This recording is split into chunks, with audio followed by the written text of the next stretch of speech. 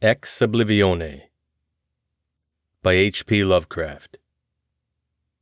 When the last days were upon me, and the ugly trifles of existence began to drive me to madness like the small drops of water that torturers let fall ceaselessly upon one spot of their victim's body, I loved the irradiate refuge of sleep. In my dreams I found a little of the beauty I had vainly sought in life, and wandered through old gardens and enchanted woods. Once, when the wind was soft and scented, I heard the south calling, and sailed endlessly and languorously under strange stars. Once, when the gentle rain fell, I glided in a barge down a sunless stream under the earth, until I reached another world of purple twilight, iridescent arbors, and undying roses. And once I walked through a golden valley that led to shadowy groves and ruins, and ended in a mighty wall with antique vines, and pierced by a little gate of bronze.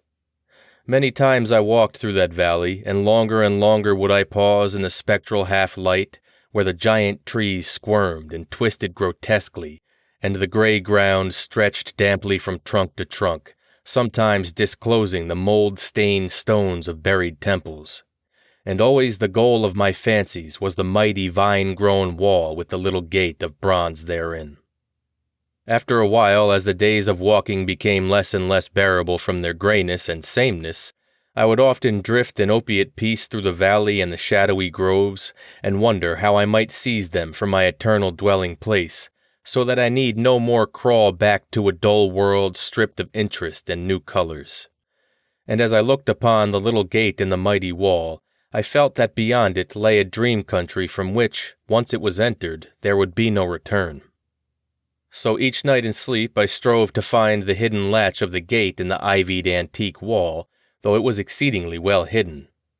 And I would tell myself that the realm beyond the wall was not more lasting merely, but more lovely and radiant as well. Then one night in the dream city of Zakarion I found a yellowed papyrus filled with the thoughts of dream sages who dwelt of old in that city, and who were too wise ever to be born in the waking world. Therein were written many things concerning the world of dream, and among them was lore of a golden valley and a sacred grove with temples, and a high wall pierced by a little bronze gate. When I saw this lore, I knew that it touched on the scenes I had haunted, and I therefore read long in the yellowed papyrus.